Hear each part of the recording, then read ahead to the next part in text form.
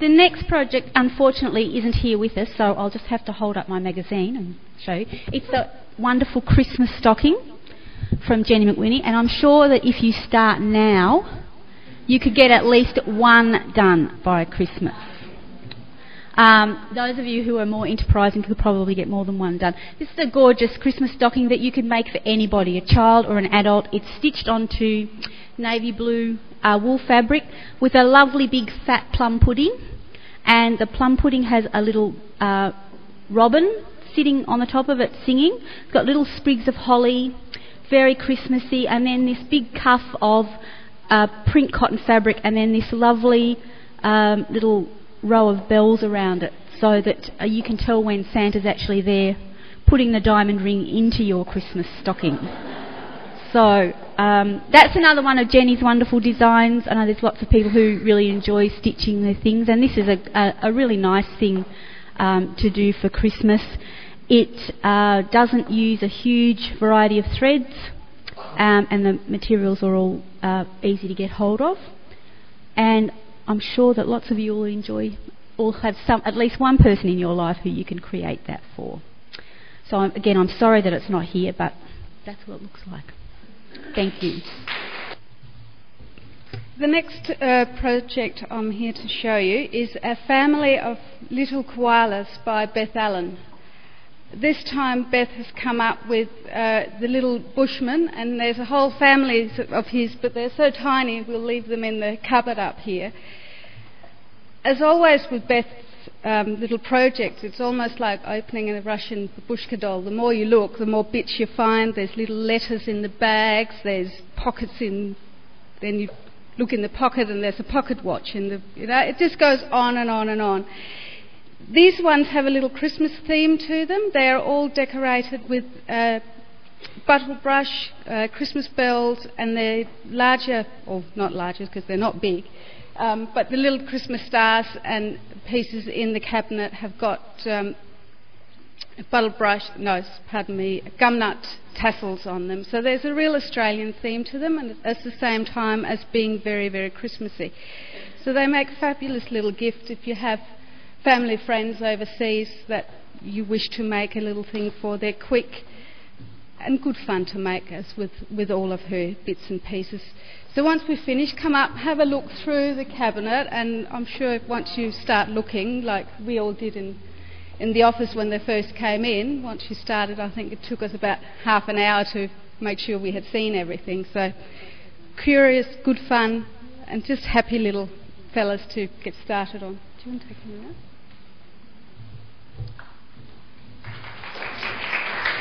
And the last but not least are the baby bags from Julie Grau, Bundles of Joy. And I guess if Julie doesn't want these back, there's one for Margie's grandson and one for Janet's granddaughter. So that they're taken care of, those ones. These are lovely bags because anyone who's had a baby knows that babies need lots of little bits and pieces. They're embroidered and appliqued. They have lots of pockets to keep baby's dummy and the bottle and everything in. White and pink for a little girl, or there's a very, very, I think it's black with the bone trim on it for a little boy, or I don't know what you do if you're not sure what it's going to be. You might have to just hedge your bets and make both of them. But again, these are projects made by Julie Grau, and again these are beautifully finished things. If you have a look at them carefully, all the piping's all even and the binding's all beautifully done. And Heidi, do they have pockets inside them as well? Yeah, there's more pockets on the inside of them as well. So there's lots of places to put little bits and pieces, and you could always change the colours of that you did them in. But they're great projects for if you've got someone in your family who's expecting a baby. So that's the last of the projects in Inspirations. As we're probably all aware, it's nearly Christmas again. I can't look at... What's the date today? The 29th of October. Can anybody tell me exactly how many days that is till Christmas? 8 weeks till Christmas, okay? So be afraid, be very afraid. So it's always difficult at Christmas time if you've got stitching friends and you're looking for gifts for them. One of the things that there was a little bit on in the last Cutting Edge were the things from Kelmscott Designs, and the shop has now got some of these things in, and I'm not sure whether any of you have seen them, but these are wonderful little stitching accessories, that the little needle minders that are actually magnetised, so that you can pin them to or clip them to your clothing or to your hoop, or just sit them on a table, and when you want to put your needle down, you just sit it onto the surface of these things, and because they're magnetised, it holds onto it, so you don't lose your needle. They're wonderful things for as Christmas gifts. They also do a range of lovely mother-of-pearl thread winders and thread keepers. There's a little ruler and a whole lot of scissors. So they're excellent gifts if you're looking for Christmas presents for people who you know who stitch, or someone says to you, what would you like for Christmas? Because that's always important to know what to say when someone asks you that. There's an article in here on the Silk Mill. This is a business in the UK that runs primarily on the internet. It doesn't have any shop front at all. Everything is done over the internet, and they produce a fabulous range of silk threads. If you're interested in silk thread embroidery, then this is an excellent company to have a look at for providing you with silk threads. And I asked Wendy Credlin, who's the owner of this, to let me know how her business actually started, and she wrote me this little spiel, and I thought the first part of it was particularly interesting, that during a long hot summer in France in 1965, my grandmother taught me to do needlepoint to keep my attention focused away from the local Romeos. So anyway, there's another use for needlework. Another thing in here is this sewing multi-tool, this one here, which is, I think, a great handy thing if you're going away. If you're going away on a sewing retreat, or you're going on holidays and you want to have something that's got all of those little bits and pieces that you always need when you're stitching. It's got a seam ripper, and it's got tweezers, it's got a measuring tape, a magnifying glass, lots and lots of sewing related things that all in the one thing. It's not that big, it's about a little bit longer than a biro, and just easy to throw into your sewing bag. So that you've got all those things at hand. The books, there's only 2 books reviewed this time. The Midas Touch, which is Alison Cole's book.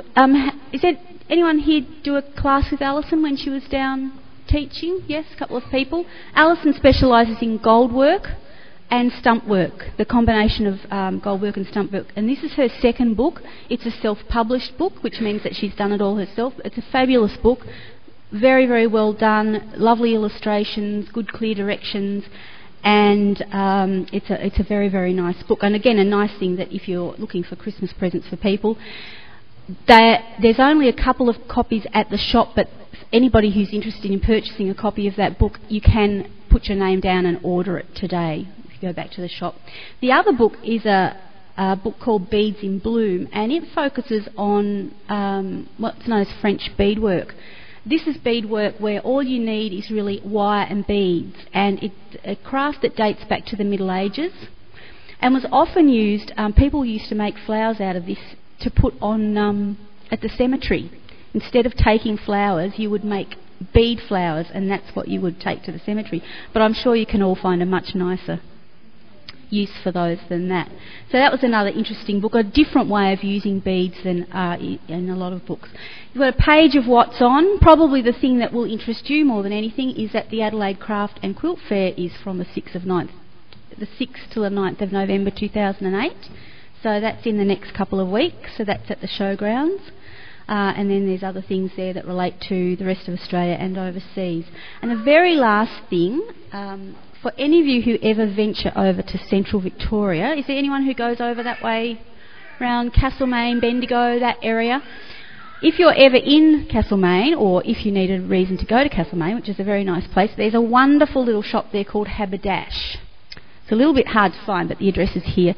And this is a shop that, it's not very big, it's probably about an eighth the size of this hall, but crammed into it are just hundreds and hundreds and hundreds of the most fabulous buttons, not new buttons but old vintage buttons and antique buttons, made out of celluloid and lucite and mother of pearl and steel, all sorts of really interesting things. And it's run by the most delightful person. I think it's one thing to go into a shop that's nice, but when you get a nice shop that's run by a nice person, that makes it even better. She's always helpful. If you're looking for something, she'll look for it for you. And it's just a really, really delightful place to go. It's one of those places you never know what you'll find in there. So that's Haberdash, that is in Castlemaine in Victoria. And that's all of Cutting Edge. So I hope that you enjoy that.